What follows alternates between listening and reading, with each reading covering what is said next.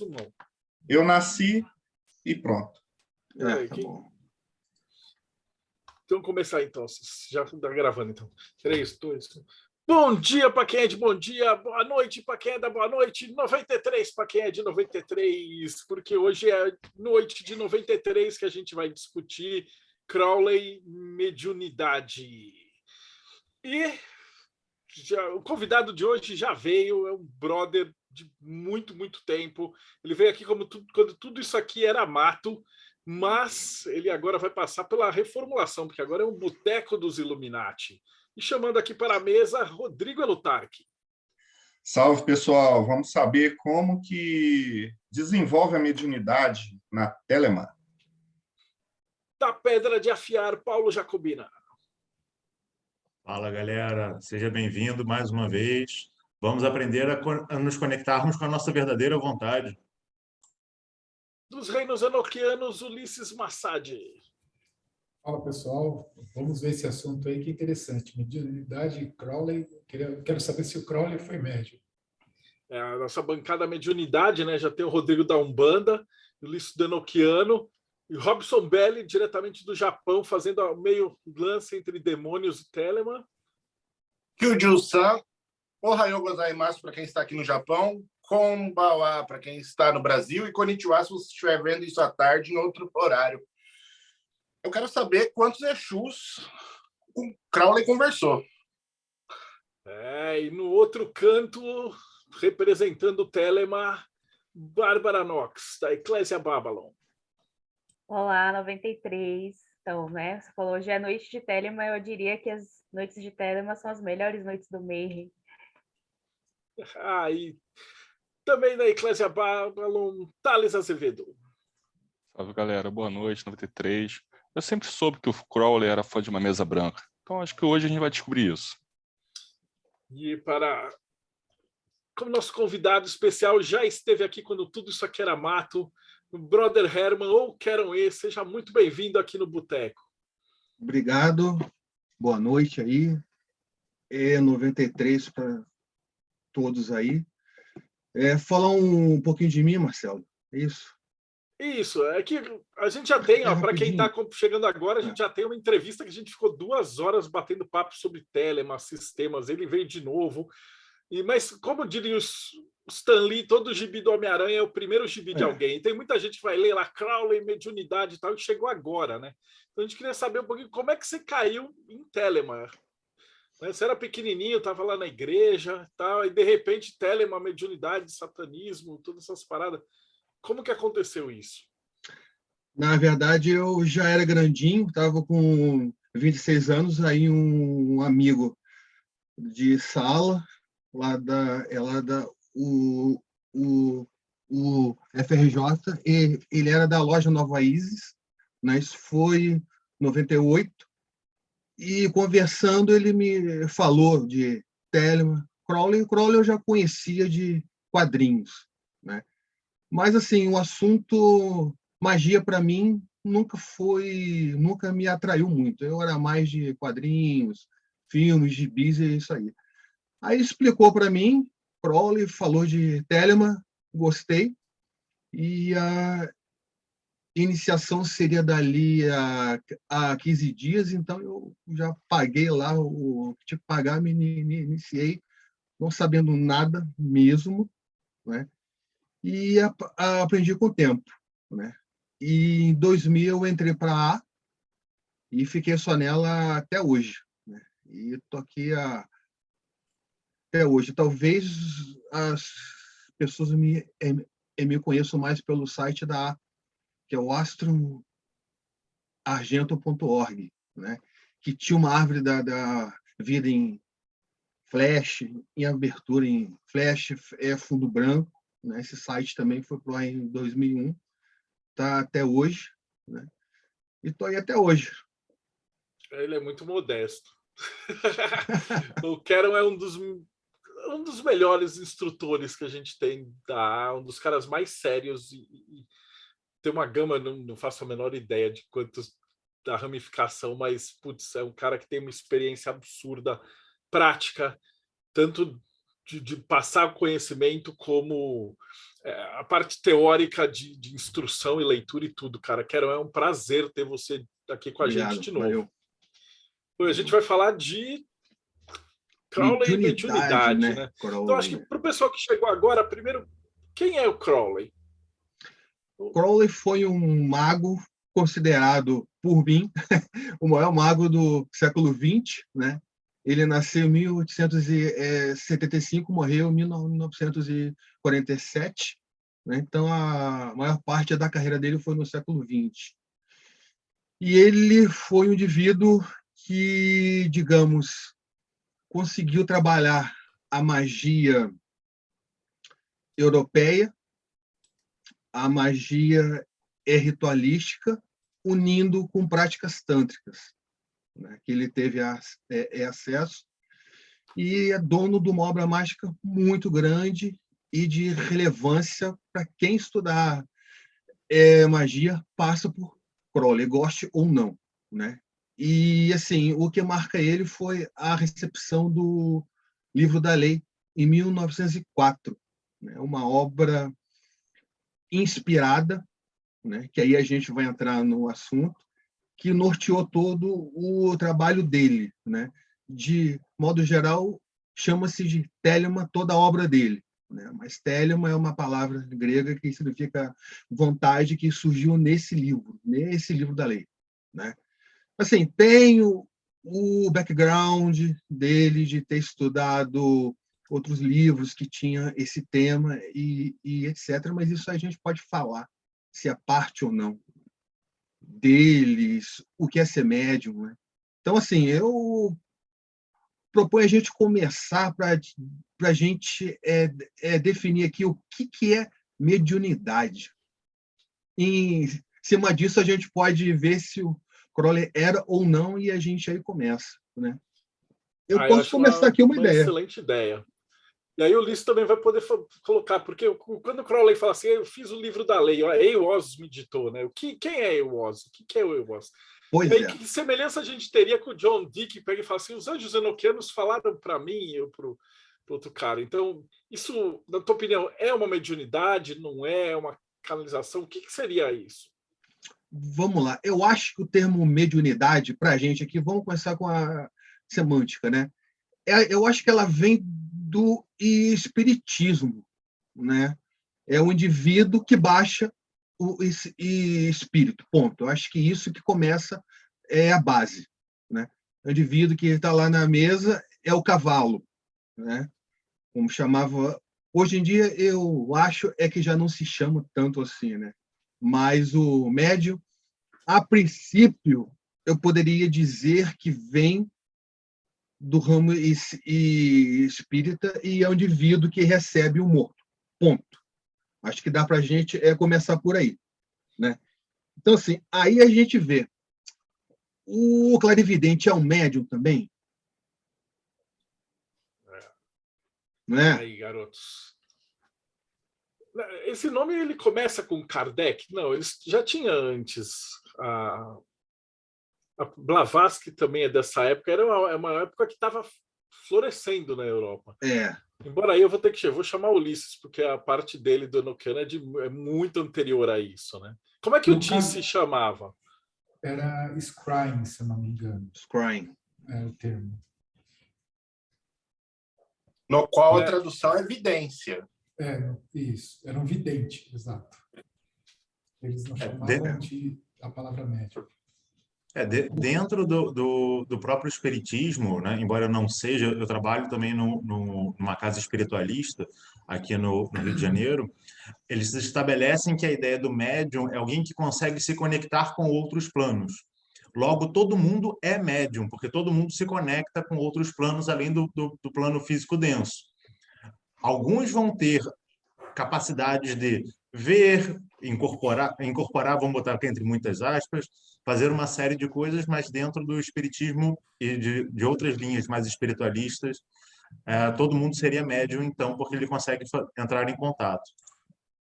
E a grande pergunta é, mas o Crowley era médium? Porque quem incorporou o Oz não foi a Rose? Aí que tá, vamos lá. Assim, para o povão, quando se fala médium, é o cara que baixa alguma coisa, né? Para a gente já amplia isso aí, né? É o cara que vê espíritos, ouve, né? Tem médium que vê, que conversa, ele não necessariamente incorpora, né? Então a gente pode abrir essa definição de médium para quem incorpora, para quem vê, para quem ouve, né? Nesse esquema, Crowley era médium, com certeza. Com certeza, porque assim, o livro da lei, primeiro foi Rose Kelly que recebeu Horus, né? Aviso de Horus, o deus egípcio. Aí depois de uma série de recebimentos dela, Crowley recebe um ritual para invocar Horus e tal, ele invoca, que é o equinócio dos deuses, e aí ele recebe o aviso para os dias 8, 9 e 10 de abril, entrar ao meio-dia numa sala com papel e caneta, né? Então ele diz que estava lá só ele na sala e ouvia uma presença, Aiwas, que depois ele chamou de Aiwas, que ele via de canto de olho na sala, né? Um indivíduo alto, meio bárbaro assim, e falava para ele, né? Então, assim, segundo o que a gente tem são apenas os textos dele. Ou seja, ele disse que ouviu. Ele é bem claro que não. Ele quer se separar bem dessa questão de mediunidade, né? Ele deixa bem claro assim nos textos dele. Ele quer se afastar disso, né? Mas é engraçado o livro da lei. Tá lá, Aiwas que tá lá que ele escreve. Então tem ele, tem o Aiwas. Mas o capítulo 1 é Nuit quem fala por Aiwas. O capítulo 2 é Hadith. E o 3, Harroquit, né? E ele assina como Ankh Afna Khonshu, né? A reencarnação dele. Então ali tinha Aiwas, tinha Nuit, tinha Hadith, Harroquit, Ankh Afna Khonshu e ele. Então, quando a gente coloca uma lupa, tem muita coisa ali também. É até mais que o Aiwas, né? Então, assim, a princípio, ele ouviu, né? Ele ouviu. Outra prática, outra ocorrência digna de nota foi no Liber 418. A visão e a voz no 10º Metir, quando ele incorpora Corozon. Aí sim, ele está lá com Victor Nilbor, então ele recebe lá mensagem para atravessar o abismo ritualisticamente. Então, o Victor Nilbor fica dentro do círculo mágico, né? E ele recebe uma ordem para não sair desse círculo mágico.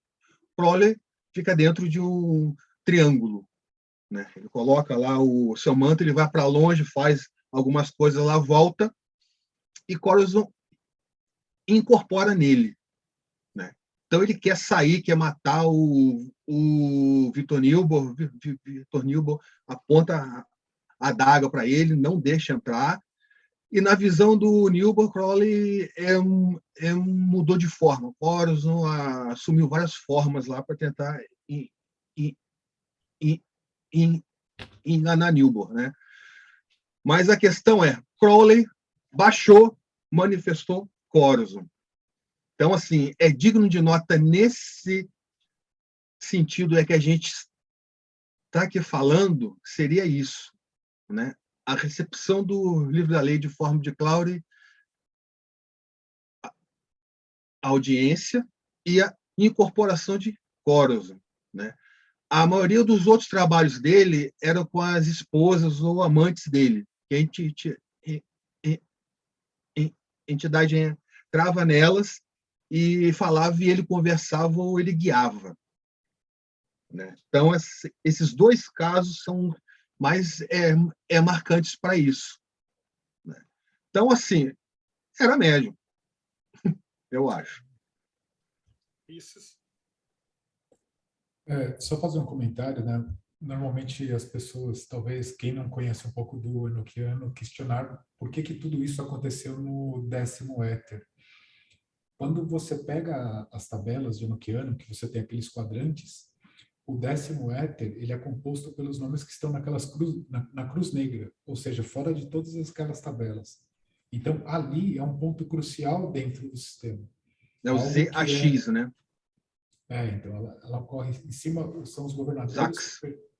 Isso, que estão fora dos quadrantes, dos 4 quadrantes. Então tem alguma coisa de diferente aí nesse éter para ter acontecido o que aconteceu.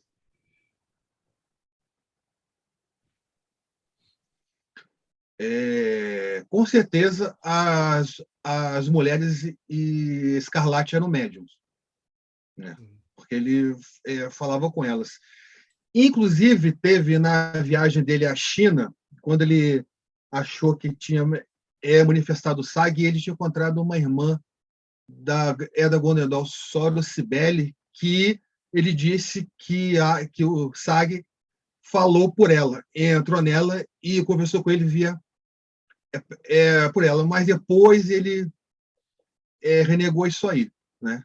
Mas, assim, em teurgia, a gente sabe que tem a prática do mago manifestar o daimon em alguém, tanto nele quanto em alguém também. Isso é puramente teúrgico, né? E Crowley era um teurgo.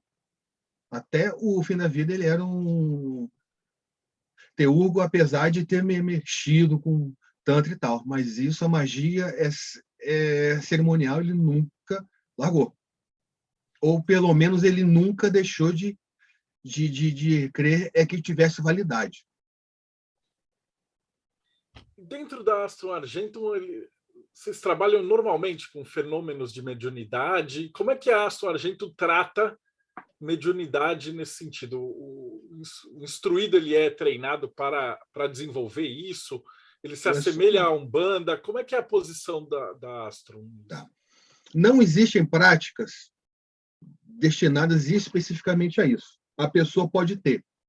Uma vez tendo, a gente trabalha, a gente adapta, que foi o caso que ocorreu comigo, né?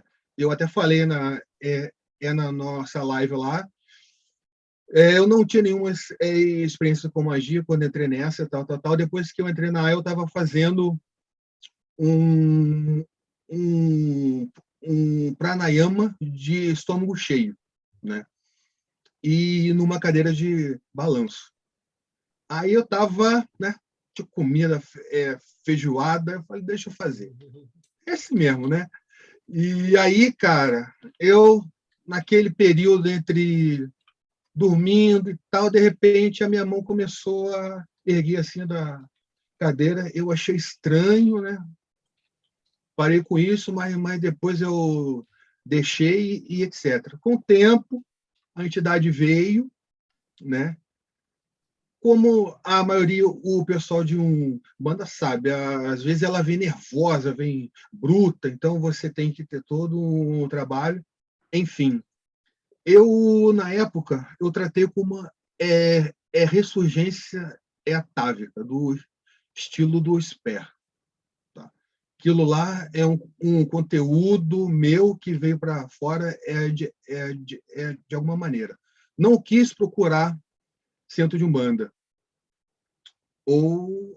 Mas Umbanda ou espírita, que eu queria tratar aquilo do ponto de vista telêmico, né? Eu tratei com uma manifestação. Eu estava num estágio, eu estava com a consciência em Malhut, né? É o grau de Neófito da, então eu interpretei aquilo como uma manifestação do caminho da Lua, tá? Que aquilo me trouxe, apesar de forma, vamos dizer, negativa, né? Ela me trouxe certas coisas que eu desconhecia. Então, eu procurei não me vincular a nenhuma religião, porque aí você teria que entrar... Primeiro, eu teria que ter a gente para entrar numa casa de Umbanda, candomblé, a gente tem que ter muita confiança naquele lugar, porque você vai estar aberto ali e é uma área, uma ciência que você não conhece, né? Então, eu não conheci ninguém de confiança na época. Então, eu, seguindo o caminho da árvore da vida, eu li dessa maneira. Tá? Aí, depois, mais para frente, eu tive a experiência, a visão de Ogum, tá? Que apareceu para mim também de acordo com o contexto, e eu também não decidi procurar uma casa de candomblé. Tá? E eu tratei a manifestação de Ogum mais como uma coisa, um reflexo de certas características em mim. Tá? Foi uma visão de alguém que não conhecia nada desse ramo, e eu senti uma força muito grande. Só de ver, me deu uma ânsia de choro, um poder. Foi o oposto da experiência que eu tive da carta do Caminho da Lua, foi do Caminho do Sol, é de Rod. Né? Depois a gente pode falar o que o mundo tem a ver com Rod. Né? Mas eu senti assim, uma identidade com aquele Deus, mas, ao mesmo tempo, o Deus está lá e eu estou aqui. Eu não era ele. Porque só de ver, eu senti aquela energia tão grande que eu pensei na época, ninguém pode manifestar um orixá completamente, senão você morre. Tem um ataque cardíaco, um AVC, entendeu? Foi a experiência que eu senti ali. Tá? Eu tinha semelhança com ele, características dele, mas eu não era ele, em coisa alguma, e ele não entrou em mim. Então, essa foi a leitura que eu tive. Né? Tem um pouquinho de Jung aí, tem uma coisa de árvore da vida, mas eu não me juntei a nenhuma religião, nenhum culto. Até porque, por exemplo, candomblé para você se iniciar, você tem que ter algum propósito sacerdotal, eu acho. Né? Senão você vai lá, faz um bori, frequenta a casa, tenta entender e leva do sujeito. Né? Mas, assim, qual foi o mesmo link que eu entrei nessa? Foi o Marcelo? Eu tinha perguntado do ponto de vista da Astro Argento, sim. da Telema mesmo. Como é que é levado a mediunidade? Sim, eu dei esse exemplo da minha parte. Então, assim, não tem nenhum exercício especificamente. Agora, tem exercício de viagem astral, assunção à forma Deus, clarividência. Então, se você desenvolve... Aliás, assim, a gente tem que desenvolver um tipo de clarividência, um tipo de intuição para lidar com o plano astral. Né? Então, assim, desenvolve-se uma mediunidade, questão de semântica. Né? Agora, incorporação é de cada um. Às vezes a pessoa tem a habilidade. Eu já vi rituais de Goécia e de enoquianos que o indivíduo manifestava o anjo e o demônio. Eu não gosto muito de usar anjo e demônio, mas manifestava aquele ser, o ser da Goécia e o ser do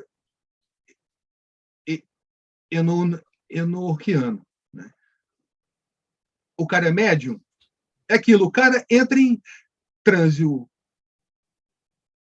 O cara que entra em transe, ele é médium? Iaô, ele é médium? Né? Bárbara? Thales? Ou Thales? Thales. Oi. Não, então, eu ia comentar um ponto que você colocou que foi interessante, que me veio à mente dois pontos diferentes. Eu estava até caçando aqui, se eu achava, mas foi alguma palestra que eu vi muito tempo atrás, que era de uma galera da Fundação da Federação Espírita, que eles estavam comentando que eles tinham um catálogo lá de vários tipos de mediunidade diferentes, tinham 10, 12, sei lá, enfim, umas tantas lá. E aí, um tempo depois, eu estava vendo uma outra palestra, essa aí eu lembro que foi com a mãe Fabiana, até da Umbanda, e ela estava comentando como é que é interessante, como que os grupos eles começam a desenvolver alguns tipos de mediunidades que são mais particulares, que se sobressaem melhor em determinados grupos. Então ela comentou, por exemplo, tem aquela mediunidade do sensitivo, né, do cara que toca um determinado objeto, já começa a visualizar. Você vê muitos casos, por exemplo, nos Estados Unidos, vários casos de médiuns que desenvolvem esse tipo de mediunidade, e que no Brasil você não vê tanto. Então é um ponto interessante que, obviamente, por exemplo, quando a gente pensa em Telemann, não só a gente pegando psicometria, isso. Tá tentando lembrar o nome, mas não ia lembrar de jeito maneiro. Ainda bem que o Paulo me deu a cola. Mas a gente pensando em Telemann, tanto não só no caso do Crowley, mas no caso da Rose, no caso das outras mulheres que trabalharam com o Crowley, e até mesmo pós-Crowley, né? Se a gente for pegar, por exemplo, Parsons, os dois tipos de mediunidade que a gente mais vai encontrar, né, nesse contexto telêmico, normalmente vai ser sempre essa mediunidade da Macola aí, Paulo, do É escutar. clarividência, claro. É claro, Quando você escuta, audiência. né? É claro, Audiência. Isso. E a questão de Audiência. uma incorporação, mas uma incorporação, não uma incorporação no formato, por exemplo, que a gente está habituado a ver na Umbanda, né, que é do guia consultar, ou mesmo que você comentou, o caso do Candomblé mesmo, né, que é a incorporação do orixá. O orixá não fala, porque é uma força que é no nível tão que assim, a entidade desce ali para. Então as entidades, quando elas vai ter esse tipo de incorporação em Telemann, né, ela vai acabar sendo uma coisa muito sutil e sempre para um propósito muito específico, né? Não vai ser uma coisa costumeira, não vai ser uma coisa do dia que vai acontecer, independente do sistema, do método que vai acontecer, mas me veio à mente esse ponto. Eu me lembrei dessa questão da mãe Fabiana comentando como é que a egrégora, conforme ela vai se formando, né, ela acaba por privilegiar, né, determinados tipos de mediunidade que vão acabar se sobressaindo, né, com relação a outras. Mas, Thales, é interessante, vamos pensar o seguinte, Crowley e Estados Unidos, né? Europa. Aqui a gente tem uma grande influência afrodiaspórica, né?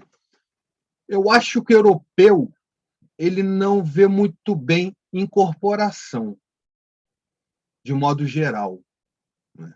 O Marcelo disse que quando ele foi lá em Inglaterra, ele viu lá um pessoal lá, os galera da bruxaria crafts, incorporando, né? os crafts. Isso. Ao estilo nosso Mas aqui eles não assim, chamam né? de incorporação, eu fui escutar esse nome e aqui. Modo geral, o europeu é o círculo aqui, o triângulo lá e o espírito no triângulo, né? Se a gente for falar de forma mágica, aqui é o espírito dentro do círculo junto com a gente, né?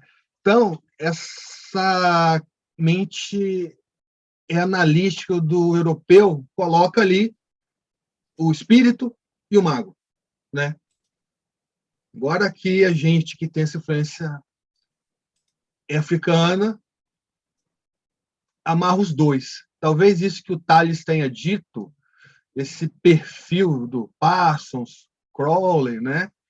É o perfil mais daquela região lá do europeu, né? Que talvez veja esse tipo de prática afro, esse tipo algo bárbaro, indigno, né? Acho que é uma coisa para se pensar aí, né?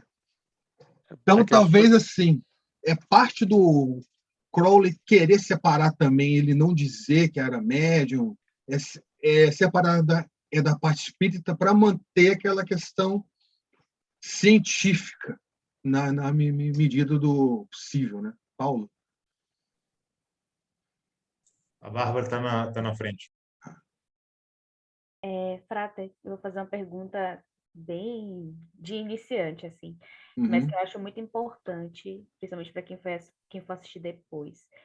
Quando o Crowley sempre teve essa pegada cientificista, né? Inclusive, como você acabou de comentar. E ele sempre dizia que estava tudo na nossa cabeça, né? E escreve o Liberose já bem no fim da vida e tá lá bem grande, não existe Deus, senão o homem. Como que fica esse pensamento que é quase paradoxal dentro de Telemann, quando a gente tem uma função mágica que existe basicamente para ser canalizadora, para ser médium, que é a função da mulher escarlate, que não necessariamente é uma mulher. Inclusive, talvez o próprio Crowley tenha sido uma mulher escarlate no 418, é algo a se pensar. Foi. Porque ele que incorpora, né? É ele que recebe a No entidade. 14, ele foi uma mulher no sentido é, sexual até. E aí, assim, como que fica esse pensamento que é quase contraditório em Telemann? Não existe Deus Ah, senão o homem, tá tudo dentro da sua ah, cabeça, então você está sendo médium do quê? olha só. Quando o Crowley escreve a introdução da Goécia, do livro da Goécia, em 1907, é 7 ou 4, acho que é 7, ele coloca o famoso texto dele, que os seres da Goécia são parte da nossa psique. Ele coloca isso, né? Só que é uma opinião dele na época, né? Depois você vê os outros trabalhos, ele está mais aberto, a linguagem muda. Tá? Não há Deus senão homem. Na verdade, o Liberosé ele foi feito na Segunda Guerra. Ele até chama de objetivos de guerra telêmicos. Tá? E esse livro está mais como uma questão moral. Tá? Isso foi feito quase no fim da vida, nos anos 40. Eu tenho uma carta que ele pede para Harris, para pintora do tarot, usar a pintura do diabo para pôr junto do OZ. Né? Não há Deus senão homem. Eu vou citar um exemplo do candomblé que eu conheço, que é um exemplo que eu conheço. Um dos grandes mistérios, realmente mistérios iniciáticos, é como você lida com o teu orixá.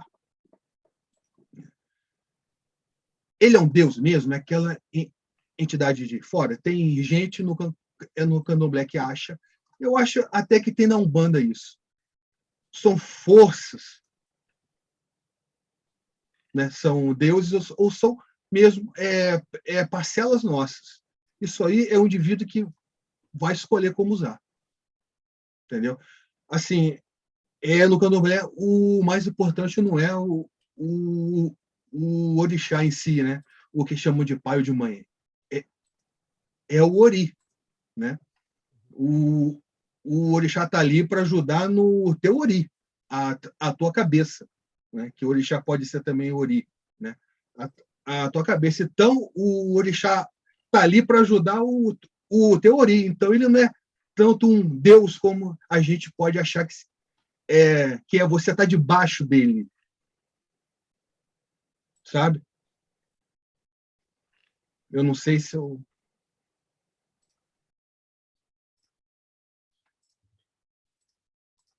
Então, Paulo? Agora sim, sou eu. Primeiro, vou contextualizar um pouco para depois fazer uma pergunta. Dentro da ideia de incorporação, que é muito própria do brasileiro, tem-se a ideia de que vem um espírito que não tem corpo físico denso e ele vai assumir o seu lugar. E criou-se muito essa mítica, né, de que isso acontece, embora a gente vá ter dentro de casas espíritas e casas não espíritas, mas de natureza espiritualista, falando que, na verdade, isso não acontece. Que o que acontece, na verdade, é a ideia de que você vai ter esse contato desse espírito desencarnado com a sua porção mais sutil, e aí ele vai passar informações e essas informações vão descer. A Blavatsky, lá nos trabalhos dela, quando ela fala para se afastar, por exemplo, da ideia do espiritismo, é porque ela percebe que tem muita gente trabalhando com a ideia daquilo que ela chama de cascão, que são sobras de pessoas que faleceram, são coisas que estão na esfera mental das pessoas que estão encarnadas, e você cria uma nova figura que, na verdade, não é aquele espírito, por isso ela vai e fala para se afastar, como muita gente na Europa acabou se afastando de fato. Mas existe um tipo de incorporação, e de novo, incorporação entre aspas, que na verdade é a elevação do indivíduo para camadas mais sutis dele mesmo, e aí ele entra em contato com outras informações. Por exemplo, existem escolas aqui no Brasil que falam que Jesus era um médium do Cristo. O Cristo era uma entidade maior e que Jesus Mas é era um gnóstico. médium que ele incorporava. É gnóstico. Exatamente. Mas existem centros espíritas que falam isso também, só trazendo para um outro cenário, um cenário mais palatável para as pessoas em geral. Dentro ou pensando no próprio Crowley, será que, na verdade, ele não chegou a fazer isso em alguns momentos, na verdade, incorporar nesse sentido de se elevar, entrar em contato com parcelas mais sutis dele mesmo, mesmo que você não tenha consciência, porque como começa a ficar mais sutil, você tem dificuldade de decantar essas informações no que acontece, e você apenas passa as mensagens como se nada tivesse acontecendo com você, mas, na verdade, é você que está fazendo isso de fato? O 418 é um exemplo disso. Ele se elevando na árvore da vida ou nos retires, né? Ele elevando a consciência dele para outros níveis de realidade e, na volta, absorver e trazer um monte de coisa ali. A gente pode chamar isso de transe, né? Aí a questão semântica é que a gente pode ver isso aí. Agora, mediunidade incorporação pode ser uma parcela por exemplo, como eu disse, naquela minha que ocorreu, eu interpretei como uma mensagem, algo que estava lá na minha Netzah, que veio pelo caminho da Lua, aquela forma esquisita, obscura, cheia de lixo, né? Numa forma desagradável, né? Então, assim, pode ter sido uma manifestação do SAG lá de que a Terra foi descendo, Tiferet, Netzah, chegou em mim lá fisicamente, né? Então, trouxe coisas minhas. Isso é um transe, a gente pode dizer tanto que foi um transe quanto foi uma incorporação. A questão do cascão é válida, né? Por isso que existem religiões como Umbanda, que tem pessoas mais velhas que te preparam, que te guiam, que banem o ambiente, que fazem todo um processo. Aí você entra lá na casa, começa a fazer os trabalhos mais básicos para você começar a pegar energia, tentar entender, se acostumar, né? Saber ler essas coisas, né? E candomblé também, o cara começa lá de baixo, fazendo os serviços básicos e vai vendo, vai pegando, tomando contato, e tem o contato lá com os mais velhos que vão ajudando a pessoa purificar isso aí, né? Também pode, porque quando o indivíduo chega a neófito, ele tem que, um dos trabalhos, obter o controle do plano astral. Então, quando a gente entra no plano astral, um monte de lixo, um monte de coisas. Então, tem práticas de yoga para isso, né? A asana, para o indivíduo ter um corpo como assento e trabalhar à vontade. Assunção a formas Deus, viagem astral, né? Então, assim,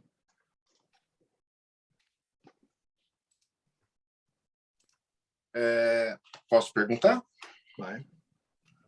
Ô, Frater, talvez para nós não seja tão segredo que é uma assunção da forma Deus, mas para quem esteja assistindo, talvez não seja um termo tão comum. Então, Sim. gostaria que você falasse para nós a sua visão a respeito das diferenças da incorporação e da assunção da forma Deus, porque a incorporação é do público brasileiro, eu acho que é difícil quem não saiba o que é, ou nunca não saiba exatamente o que acontece. Mas a forma Deus é algo que, talvez, para o público brasileiro não seja algo tão comum, pelo menos nos meios não iniciáticos, né? E como isso vai para o YouTube depois, então talvez seja interessante falar sobre isso um pouquinho. É uma prática que o Crowley pegou da Bondendorf, aliás, como muito é do currículo da Gondedol, e é o primeiro exercício prático, Liberó.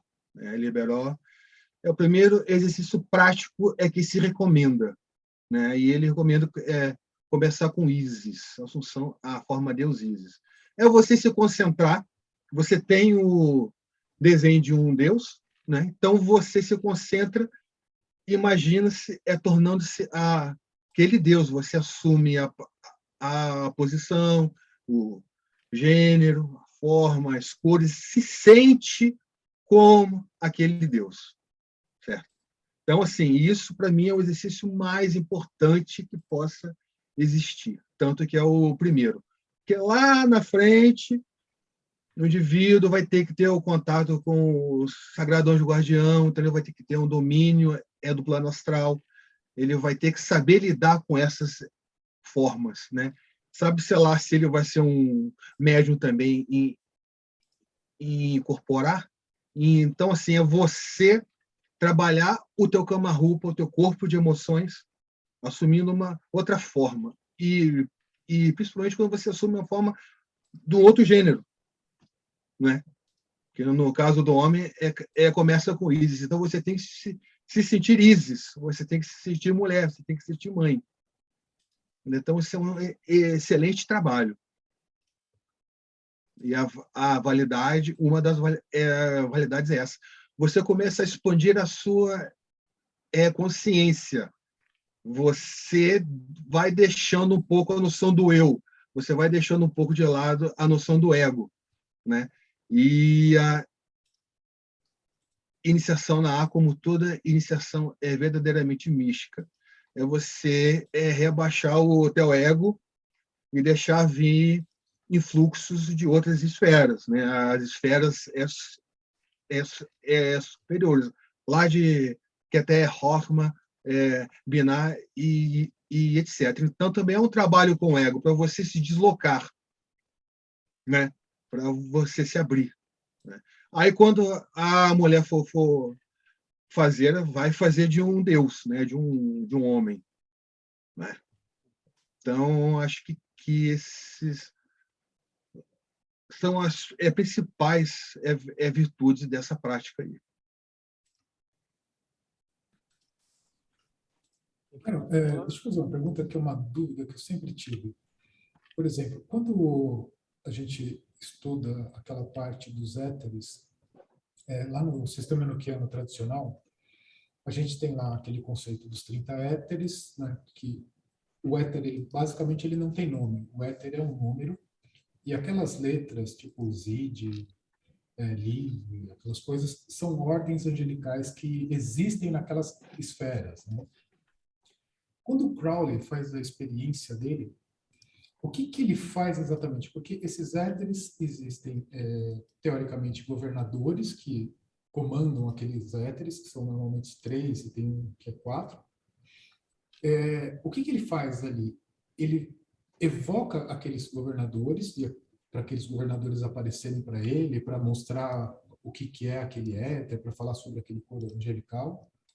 Ou ele faz uma viagem astral de ir até aquela região e ter uma visão do o que tem lá, como que é feito, como que é aquele coro de anjos.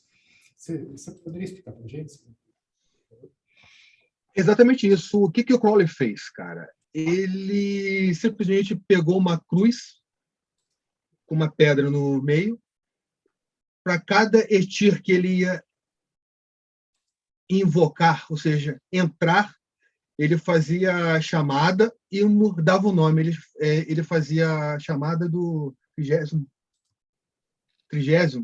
e mudava, é só o nome do Etir.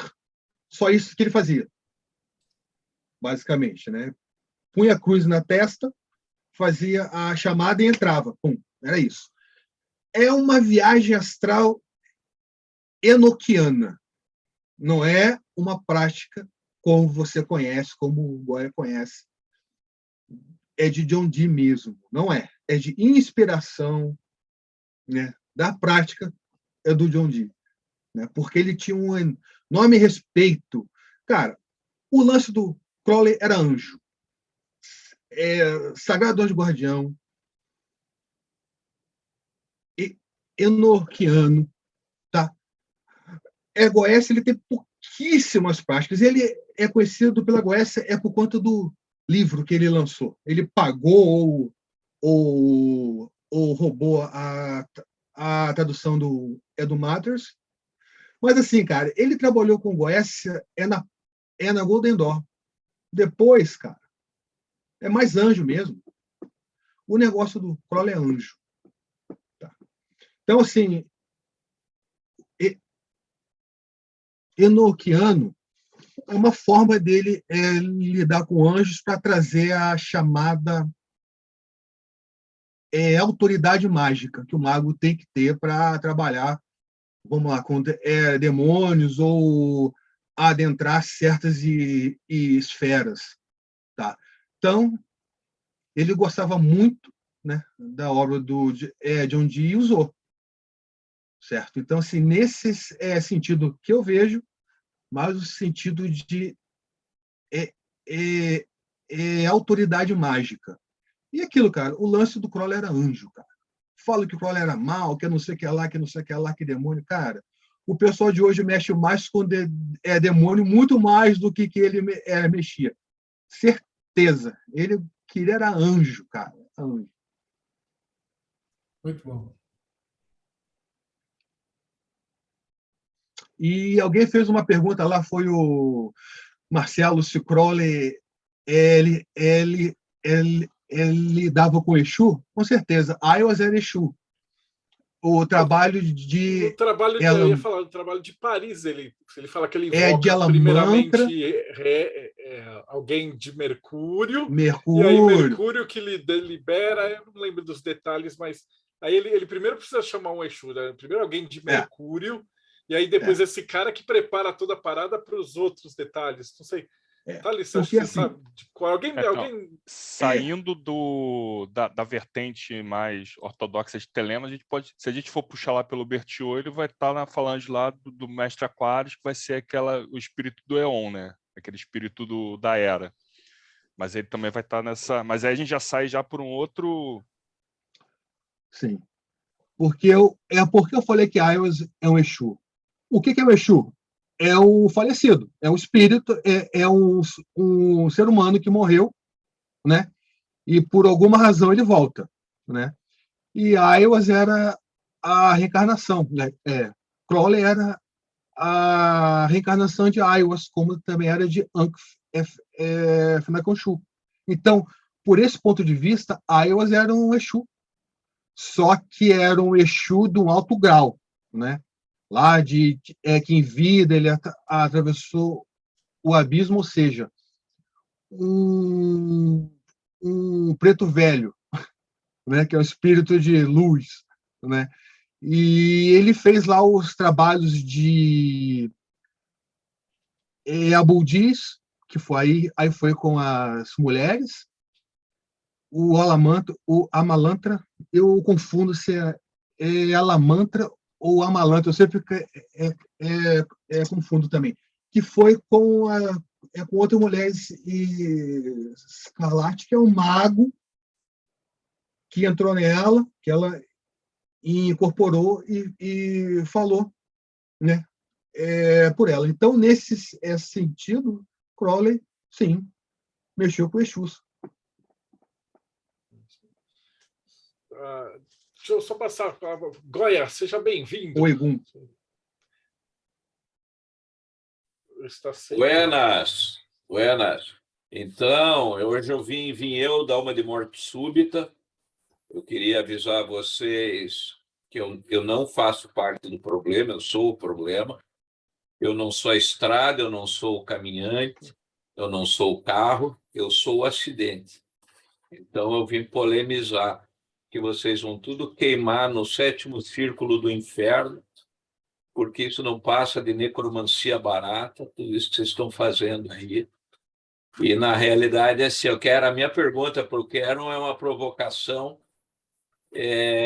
em cima do juramento do neófito da Golden Dawn, porque no juramento de neófito é bem claro para eles assim, ele tem lá um trecho do juramento que diz assim, me comprometo a me empenhar no estudo das ciências ocultas, tendo em vista que essa ordem não foi estabelecida para o benefício desses, cujo desejo é somente um conhecimento superficial, não me submeterei a ser hipnotizado, não me colocarei em tal estado de passividade que qualquer ser, poder ou pessoa não iniciada possa fazer-me perder o controle dos meus pensamentos, palavras e ações. Né? Então, a Golden Dawn, no juramento de neófito, adverte contra o princípio de você trazer alguma energia que possa, porventura, estar apitando mais do que você, ou estar induzindo alguma coisa. Como você vê isso vinculado ao nosso nobre careca? Cara, é certo isso. Você pode se valer de qualquer forma de magia, qualquer forma de contato com quaisquer seres, tá? Contanto que você tenha um controle disso, né? Se você não sabe ter esse controle, você procura alguém que te ensine, por exemplo, uma Umbanda. Então, assim, isso não se choque nada contra Telema, contra Crowley. Então, agora, Crowley lidava com espíritos, como eu falei agora, quando ele, no caso do Abudiz, do Alamantra, até do próprio Aiwas. Não proíbe contato, né? Você não pode ter contato com espíritos. Não, você pode. Até porque, cara, às vezes a gente não escolhe, tá? Vem. Mas isso então, aqui assim, no Brasil, né? Mas quando essas regras foram feitas, você está pensando em um monte de branco europeu do século XIX, cristão, que tipo, que contato esses caras tinham com qualquer religião afro, assim? Mas você estabeleceu uma regra, né? Assim, cara, isso até vale para os afros também. Você chega um Egum em você e toma conta, não é bom. Não é bom. Não é Exu, Egum, seja lá o que for. Não é bom, mas você pode aprender a lidar com eles. Tá? Lá a questão da Golden Dawn talvez não fosse da realidade deles, como é com a nossa. Entendeu? Então, assim, a gente tem que ver que qualquer sistema mágico, qualquer técnica, não é o teto onde a gente bate a cabeça. É uma base que a gente vai lá, se apoia e vai. Porque imagina um estanque, o ser humano não é estanque. Tudo muda. Né? Então, assim, o aviso da Golden Dawn é válido. Só que, assim, não é que você não possa usar. Você não ser usado.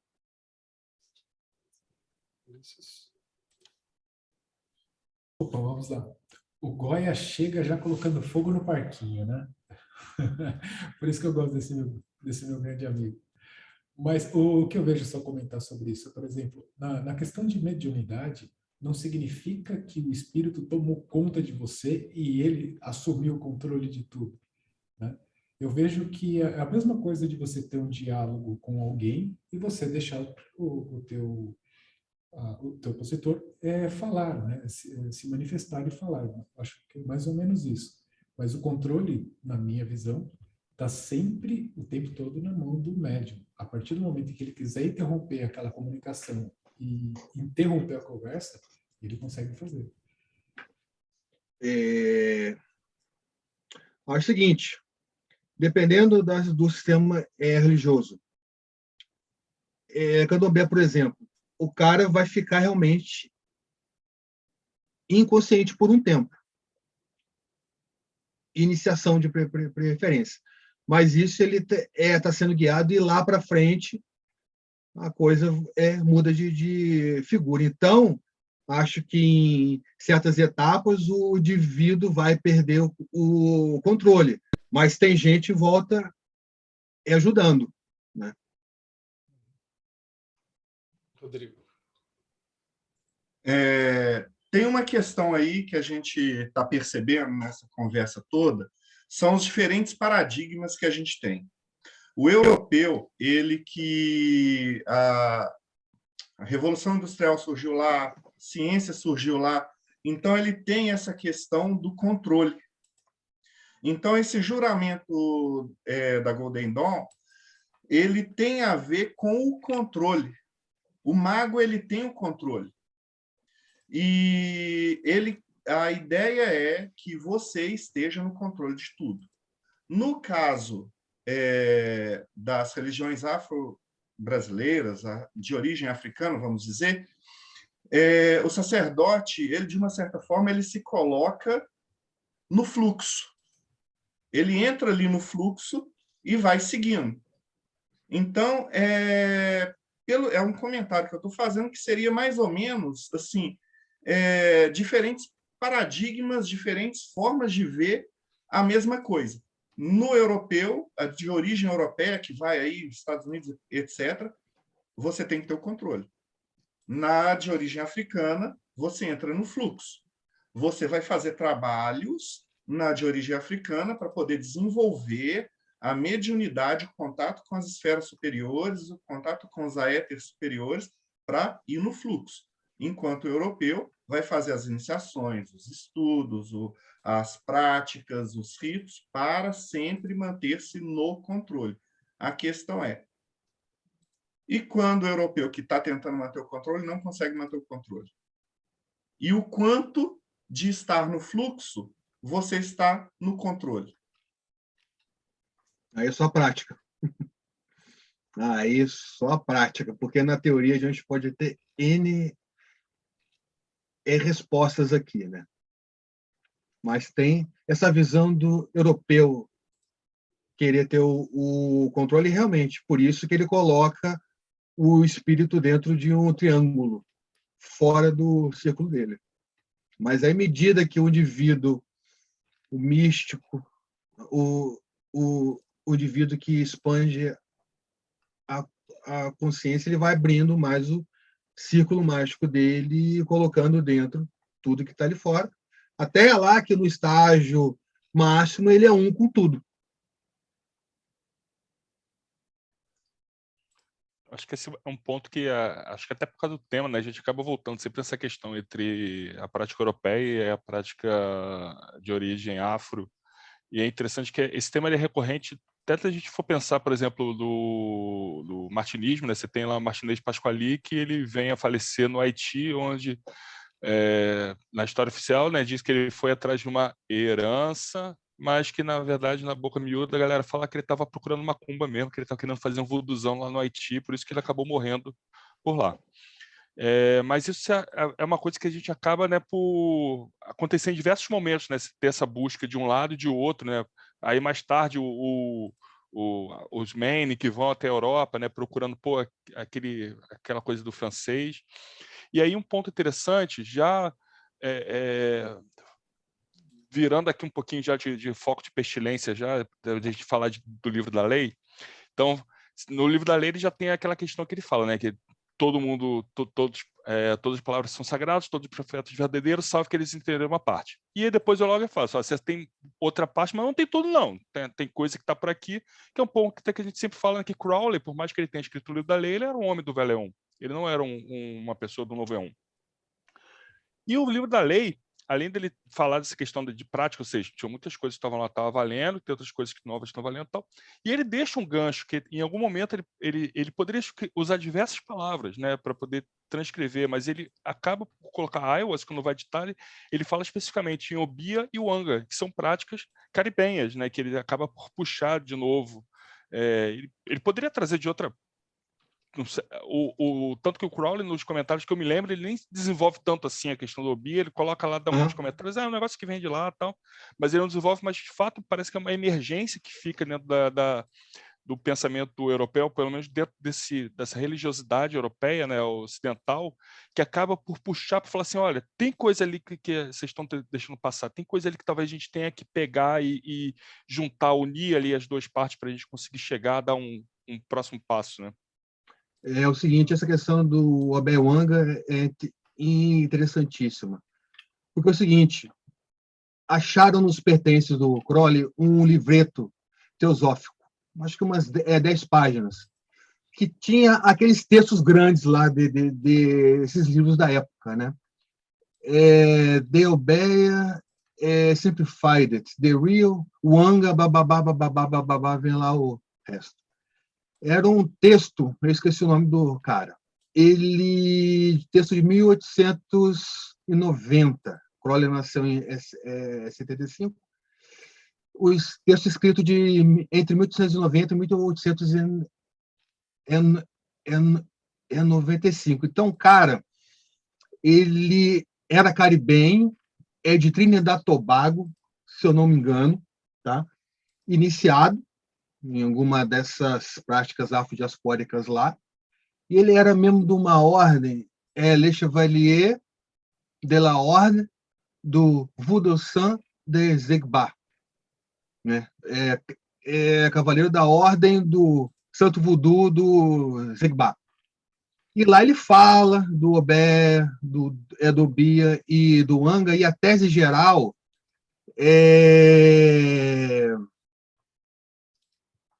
gestos e o spell, falar, jogar o feitiço, né? Porque a gente não tem uma tradução direta de spell. Encantamento é charming, né? Mas spell, né?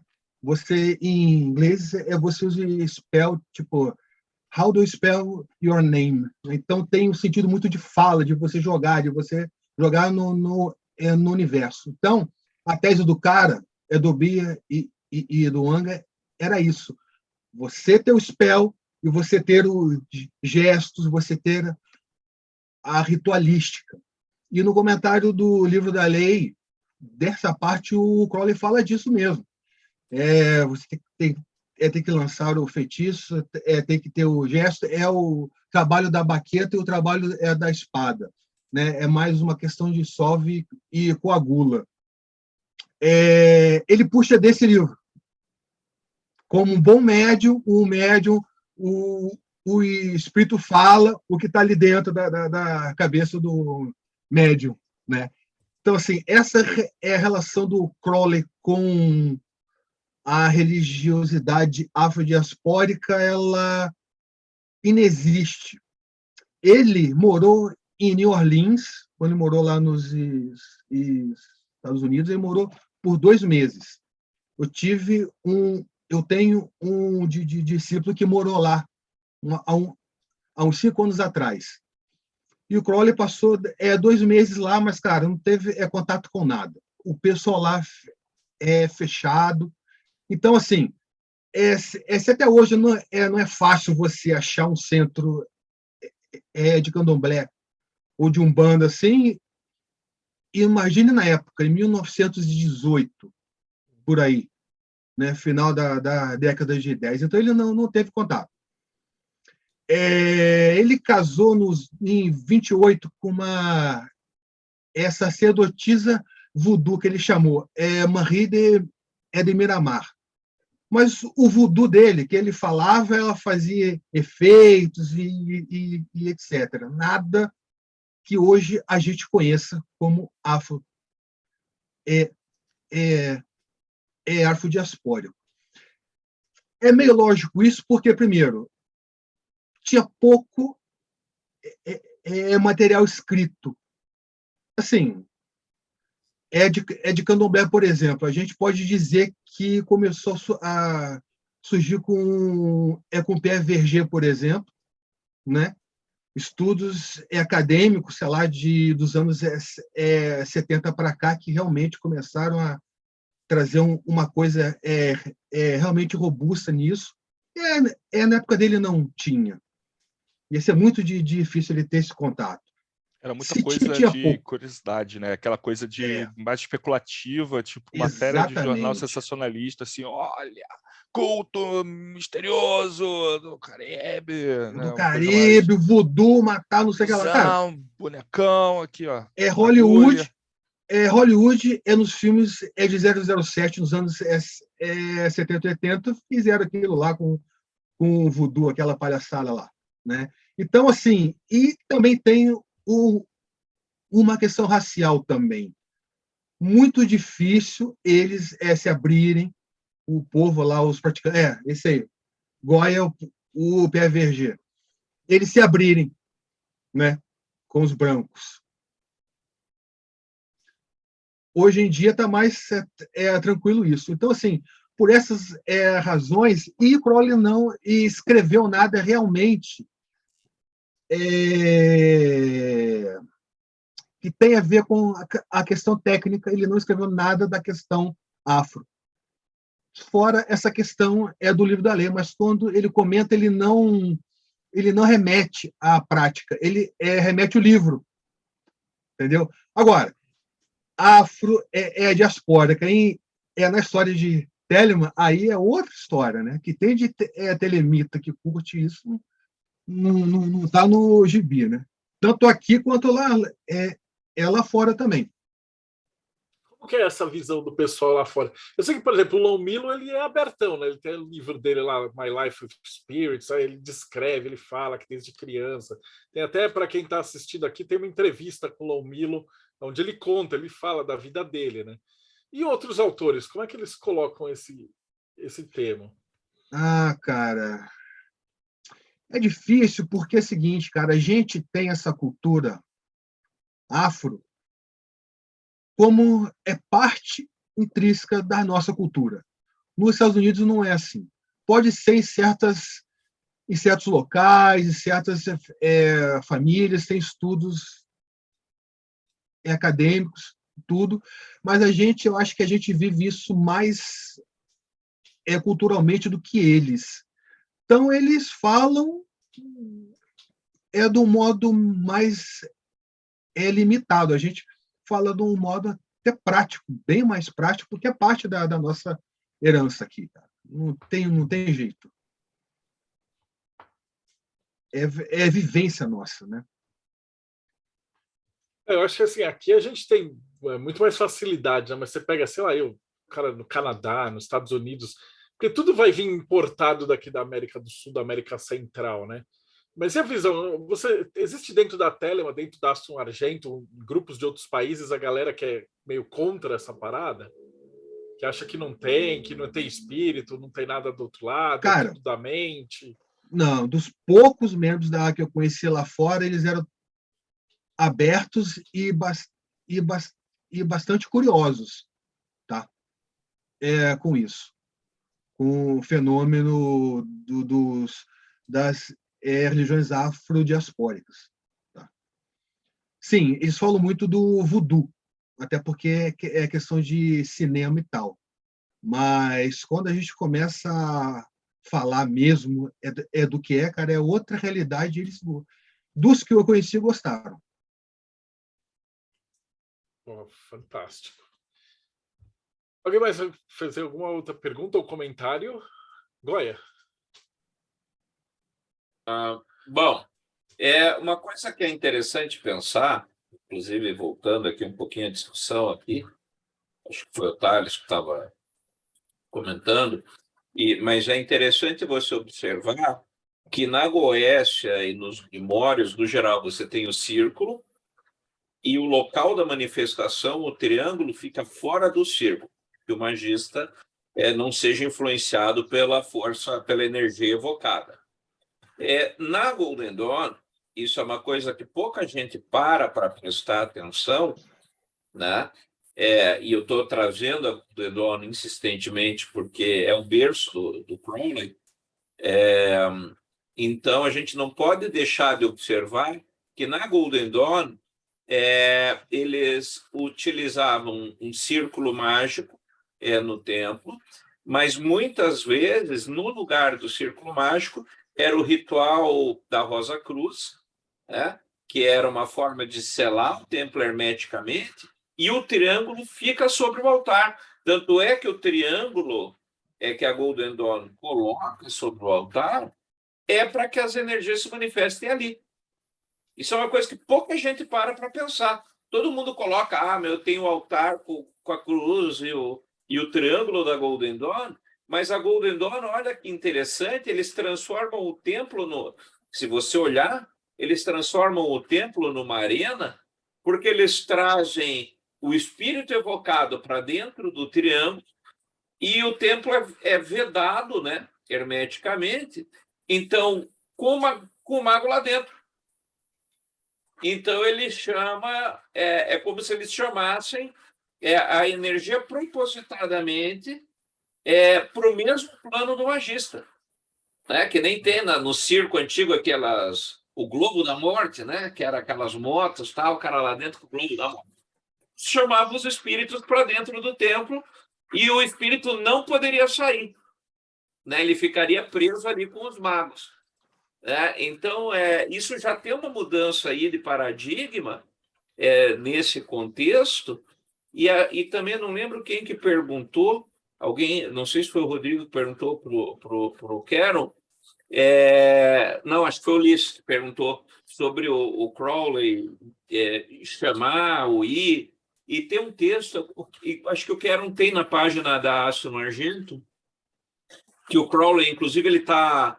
eu acho que é aquele Perigos do Misticismo, que ele está malhando o Waite para variar, que daí ele fala assim, enquanto vocês ficam aí rezandinho, vou meditar, vou não sei o quê, a gente se projeta para o plano onde a energia está. Nós vamos buscar no laço. Se não me engano, é nesse texto que ele fala isso daí. Você lembra disso aí? Lembro. Eu não sei se foi nesse texto, mas ele fala isso mesmo. Ele puxa, o Crowley coloca como sendo o papel do mago não se esquivar, mas sim ir direto para o encontro da energia. E antes ainda de passar para o Caron, tem uma coisa que eu quero falar de volta, que a gente está comentando sobre o europeu, Brasil, né, essa coisa toda. Tem um livro legal, é uma doutora da USP, que é a Laura de Mello e Souza, que é O Diabo na Terra de Santa Cruz, que ela fala sobre o processo da Inquisição no Brasil. É muito interessante esse livro. E aí eu recomendaria para quem está assistindo uma coisa só para pensar, para todo mundo pensar isso aí. Tem um filme chamado Desmundo, com Osmar Prado. É um filme de 2003, e lá tem uma perspectiva muito interessante, porque se você vê, tem uma cena... que ele está com o escravo dele, assim, ele, um sítio que é do tamanho do ovo, aí é ele e o escravo, o suposto escravo dele, né? Os dois comendo ali na mesma mesa, porque só tem os dois que plantam, os dois que colhem, os dois que têm que cuidar da porcaria do sítio. Então, isso traz uma outra ótica dentro dessa discussão, que eu defendo, inclusive, por isso que eu peguei aqui o livro da professora da USP, da Laura, que, na realidade, assim, eu acho que houve nessa esquema tipo Desmundo aí, que o cara sentava com o escravo, eu fico pensando quantos rituais não foram feitos, quantas giras não foram feitas com o europeu ali, e daí o escravo, vamos bater um tambor aí. E daí ele dizendo, cara, nós temos uma coisa parecida. Porque se você for ver os próprios ponto riscado, cara, olha a quantidade de semelhança que tem em vários deles com os pontos riscados e com os sigilos dos espíritos, seja na Goécia, seja lá nos outros grimórios que você tem, né? Então, é muito interessante. Eu tenho quase certeza, eu até tentei entrar em contato com a Laura, mas ela não retornou. Eu tentei entrar em contato para ver se existe algum documento desse tipo de pesquisa, porque, com certeza, no Brasil houve muita inter-relação da magia clássica europeia, ou você acha que só veio cristão para cá, né, no período do Brasil colônia? E com os próprios escravos isso se estabeleceu uma relação mágica ali. Eu tenho muita certeza disso. Só falta o documento. Goya, eu peguei no comecinho, acho uma das entrevistas que eu tenho gravado ainda com o Valdir Persona, que ele é o cara do candomblé, tem 40 anos de candomblé. E eu lembro que quando eu entrei na Madras, há muito tempo atrás, eu levei os livros de Goécia com os sigilos para ele, e ele, tipo, ele é candomblé raizão, assim, nascido na parada e vida inteira do cara ali, não tinha a menor ideia do que era Goécia. E aí ele pegou os sigilos e começou, isso aqui é de Exu Tiriri, esse aqui é do Exu arranca não sei o quê, esse aqui é do Exu tal. E ele tinha os símbolos que ele conhecia de outros livros, uma vivência completamente diferente. Então, sim, eu defendo isso daí também, que muito desses sigilos de Goécia eram, na verdade, pontos riscados de um Exu europeu cristão, né? Vamos fazer referência ao livro da Aloysio Fontanelli, Exu, onde os sigilos dos demônios do Grimório Verum, que tem uma tradução muito boa do Frater Goya vendendo por aí também, e relacionando eles aos Exus, né? No livro do Aloysio Fontanelli. Temos esse livro aqui, o pessoal critica bastante, mas é um livro histórico dentro do contexto umbandista, magístico, né? E eu queria complementar uma questão que o Frater Goya comentou, fabulosa a tradução do Goya do Verum. Eu vou falar sobre a Goécia do Dr. Rude. Já que estamos falando de Goécia, e Goécia é minha praia, então eu tenho que mencionar que a Goécia do Dr. Rude, ele coloca o círculo e ele coloca o altar de manifestação no centro do círculo. Ele faz o scrying a partir do centro do círculo e não no altar, diferentemente de outros sistemas, né? Mas ele sim chama a presença do espírito dentro do cristal, né? E essa é uma prática também que pode ser executada com o vaso de Salomão. O meu tá ali embaixo, eu não vou pegar agora, mas também pode ser executada com segurança dentro do círculo mágico quando se tem o vaso, né? Para quem nunca viu o vaso, ele é assim. Não sei se vai conseguir aparecer aí, né? Então, temos bastante prática europeia que visa, sim, chamar o espírito dentro do círculo ali com o magista, né? A Goécia do Dr. Rude ensina isso e algumas outras práticas dentro das chaves menores de Salomão também traz, como o Ars Almadel, que utiliza o círculo também para chamar a Shekinah divina dentro do círculo ali enquanto o espaço do magista, se assemelha um pouco também com algumas práticas do Enoquiano nesse aspecto. Esses eram alguns comentários que eu queria traçar em cima da prática cerimonial gregorial. Quando a gente fala de origens, o Goya falou que a origem, né, que a base do Crowley é Golden Dawn. Mas a gente tem que ver também questões de fotografias de sistemas mágicos na época. Tá? Por exemplo, se a gente for pegar a teurgia, o indivíduo tinha práticas de manifestar o daimon numa estátua, manifestar numa pessoa e manifestar nele também, né? Aí passa o tempo, certas vertentes aí colocam um triângulo fora do círculo, outros colocam aí como o Robson disse, tudo junto, e o Goy também falou de outra forma, né? Então assim, mas na base, a teurgia, a base europeia, essa base pode achar paralelos, semelhanças com as práticas afro, né? essa questão também de a gente tentar achar paralelo, de equivaler todos esses sistemas é meio complicado às vezes. Às vezes um sistema não dá para se comparar com outro. Não, eles assim, não precisam ser comparados, o que eram, mas, por exemplo, se a água ferve na temperatura e tal, ela pode ser medida em Kelvin, em Fahrenheit, em Celsius. Fahrenheit tem uma escala completamente diferente, com os valores totalmente diferentes, mas em algum momento eles estão representando alguma coisa que é a realidade, né? Então, de qualquer forma, os sistemas funcionais, eu defendo que você pode. Obviamente, eles não vão ser iguais do mesmo jeito que você vai ter que ter uma formulinha aí para passar de Fahrenheit para Celsius ou etc. Mas se você está lidando com os mesmos laboratórios, né, o terreiro, o templo, o altar, etc., você está movimentando de alguma forma, né? Você vai ter as variações culturais, aí você tem egrégora, você vai ter uma cacetada de coisa que nem vai dar para falar tudo hoje, mas acho que é possível, sim. Porque eu queria. A minha ênfase era o seguinte: do indivíduo, espírito tem que ser sempre no triângulo fora do círculo, né? Não, às vezes o indivíduo manifesta mesmo. E é isso aí, e vai contra o conselho da Golden Dawn, né?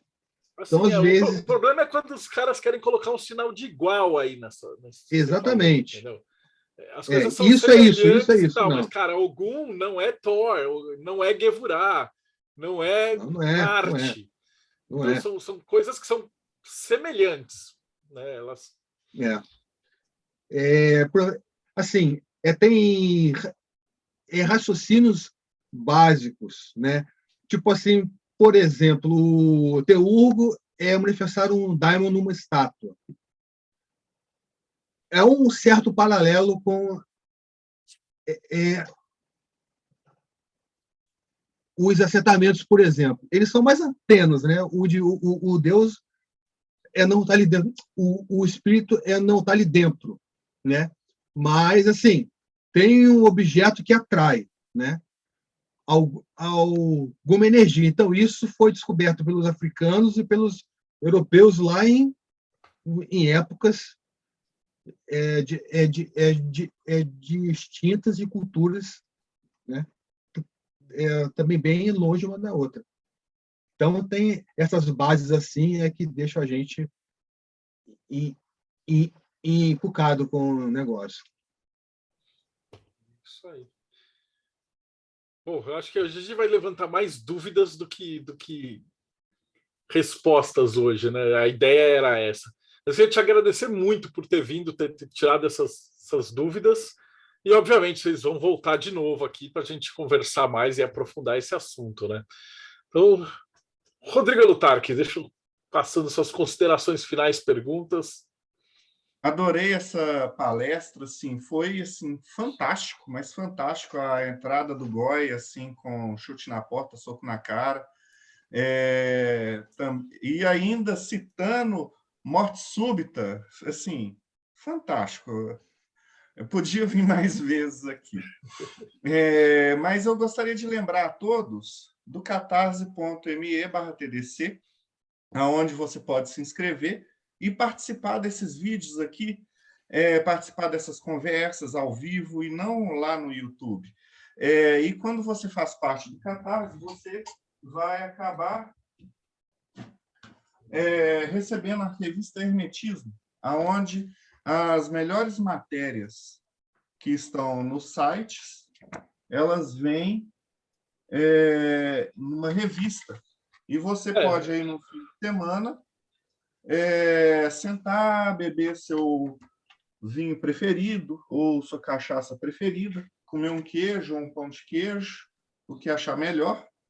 É bom lembrar que assim, a galera que produz isso é nossos convidados também, né? Então já tem texto até do Goya, do Quero, toda a galera. É um veículo que a gente está encontrando para ser meio que o Equinox brasileiro, né? Formado a múltiplas. Porque às vezes você vai dar os textos do Queron, aí ele vai pedir uma bibliografia. Aí ele vai ter que falar assim, não, é www.blogspot/astroajeito/index/20. Então, tendo uma revista com ISBN, com tudo arrumadinho e tal, fica muito mais sério, né? Os textos e toda essa configuração. E vale a pena lembrar dos grupos do Telegram, onde você tem vários grupos para diversos assuntos. Sua parada é Umbanda, Candomblé, você tem grupo para isso. Sua parada é magia cerimonial, você tem grupo para isso. Você tem diferentes grupos, onde você vai poder Não, trabalhar. tem de Telema e de Enochiano, né? Porque de Enochiano é o Ulisses, o Robson e o Goya que cuidam. E de Telema é o Thales, a Bárbara. Mas a ideia é essa. Paulo Jacobina, suas considerações finais. Pronto, desmutou. Agradecer mais uma vez, acho que algumas questões foram respondidas, mas muitas dúvidas foram levantadas também para próximas entrevistas. Agradecer também a participação do Frater Goya, incrível. E essa questão de responder coisas e gerar mais dúvidas é o fluxo de conhecimento natural, né? E se você quer conhecer um pouco mais disso tudo, e se conhecer um pouco mais, refletir sobre a sua existência, dá uma olhada no canal do Pedra de Afiar no YouTube para se lapidar um pouquinho mais também. Ulisses Massad, suas considerações finais. Pessoal, que live de alto nível, né? Eu imagino que até para quem está começando a assistir o nosso canal aqui, começando por esse vídeo, eu recomendaria também assistir os outros vídeos sobre Telema, sobre o Crowley, que são mais introdutórios, que hoje a gente foi num nível um pouco mais acima. Nosso convidado aí, Keron, cara super especial. Eu já li muito conteúdo do seu site há muito tempo. Gosto bastante dele lá, muito bacana. E agradecer a tua presença, cara, por compartilhar teu conhecimento. Agradecer também o Goya por estar aqui. Venha mais vezes e muito bom, galera. Vamos nos ver mais aqui, hein? E também do Enochiano.com, Robson Belli. E fala um pouquinho do Enochiano também, né? Porque tem tudo a ver com o que a gente estava discutindo aqui hoje. Pessoal, quem gosta de magia enochiana e quer ter um primeiro contato para depois, de repente, fazer um curso, uma mentoria, alguma coisa, tem o enochiano.com.br, nós temos o site lá, na aba Contatos, vai ter um link para o grupo gratuito de discussão. Lá a gente fala bastante sobre a questão do enochiano em si. Não fugimos muito desse contexto lá, então se você gosta de outros assuntos, talvez lá não seja o local, lá é mais para enochiano mesmo. Mas todo mundo é bem-vindo lá. E é isso aí. Palestra fantástica. Eu gostaria que o Goya aparecesse mais vezes, porque sempre que ele aparece, até hoje, quando eu vi, é com o pé na porta. Grande Goya, ele faz parte, porque uma vez que a gente entrevistou, desde o começo do ano, a gente tem a regra que se você é entrevistado aqui, você ganha o direito de poder vir e sacanear o cara que está sendo entrevistado, né? E aí, de tempos em tempos, o Goya aparece quando fala de Telema para dar... Direito não, só corrigindo, obrigação. Obrigação, não tem né? direito nenhum, cara. Só aqui tem que entrar. Frater Goya, suas considerações finais. Então, é sempre bom estar aí com vocês. O Keron sabe que é uma referência aí no Brasil, acho que todos já têm essa leitura, né, com relação a Telemann. Ele tem, inclusive, um livro sobre isso muito legal, para quem não conhece, né? E eu acho assim, é sempre bom você ter uma discussão sadia com gente de alto nível, né? E aí o que a gente percebe é que cada vez mais o boteco vai vindo e se tornando aqueles botecos que tinha na época da ditadura, né? Os botecos intelectuais que se reuniam, né, para fazer suas discussões e tocar fogo. Lá em Curitiba, para quem é de lá, tem a famosa Boca Maldita, né? Então, fica aí a lembrança saudosa de Curitiba e, ao mesmo tempo, um cumprimento a todos vocês aí. E sempre que puder, a gente aparece, né? Aí, quando a gente acha um motivo para vir fazer escândalo, a gente aparece. Estamos aí. Sempre bem-vindo. Thales Azevedo, suas considerações finais. Um papo sensacional, foi ótimo. Inclusive, eu já vou até antecipar o merchan para o Keron, já que nas palavras finais vai que ele esquece, mas a gente falou 418, Visão e a Voz, então o Keron tem a tradução em português lá no clube.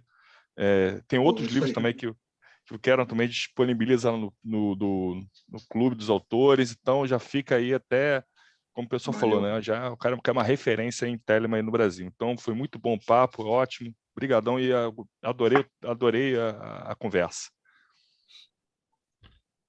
Bárbara Nox, suas considerações finais, e já que o Thales não falou, o que é a Eclésia Babylon? Tem incorporação? Ele não fala mais, você já reparou? Então, esse é um assunto super importante, a gente precisa falar mais, eu acho que mediunidade, incorporação, clarividência, clareáudio, enfim, isso aí. São assuntos pouquíssimos falados dentro da comunidade telêmica e que deveriam ser muito mais falados, porque são super importantes dentro do paradigma da religião, como queira. Então, é sempre bom a gente abrir para falar sobre isso. E a Eclésia Babylon é uma instituição religiosa gnóstico-telêmica, cuja figura central de culto é Babylon. A gente realiza vários eventos, ritos tanto online quanto presenciais em alguns estados do Brasil, e também outros tipos de evento. Então, se vocês tiverem interesse nesse tipo de experiência, numa comunidade aberta, super receptiva e empática, entre em contato conosco ou no 4gsanctuary.com, ou pode procurar a gente no Instagram, @4gsanctuary, ou o meu Instagram do Thales, que a gente recebe vocês de braços abertos. E na Eclésia tem todo tipo de gente. Tem gente que vem da Umbanda, tem gente que vem da Quimbanda, tem gente que vem do Martinismo. Então, a salada é boa e a gente cresce muito uns com os outros lá. E quero ir. Muito obrigado demais por tua presença aqui de novo. E faltou a parte final, né? Cadê teus livros? Como é que a gente te acha? Vocês me a parte mais importante de tudo. Vocês me acham no www.argento.org ou ordoa.com.br, tá? No Clube de Autores eu tenho esse livro aqui, que eu dou uma geral, sobre Telema, né? Para quem não conhece, ter uma base, aí em cima disso começar as suas práticas e seguir o seu caminho. Tem o livro que o Thales falou, a Visão e a Voz, né? Esse foi o primeiro que eu joguei lá, foi em 2013, está lá até hoje, né? E o primeiro volume do Equinócio no Brasil também está lá, tá? E eu também dou uns cursos lá no Mercabar também, apesar desse vídeo não sair, né? Não vai sair hoje, mas sábado eu vou fazer um curso de Edicaus Médico lá. Lá tem um curso também sobre Telema, no geral sobre Telema. E é isso aí, Marcelo. Muito obrigado por me chamar. Bom, esses cursos estão gravados, né? Então, se você está escutando a gente agora no YouTube, onde é que você vai? No Mercabar. Qual o site? Tem no Facebook, tem no em Instagram.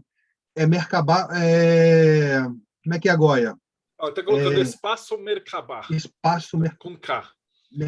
Vai estar aqui embaixo. Você que está olhando no YouTube, está na descrição do vídeo. Cara, prazerzão.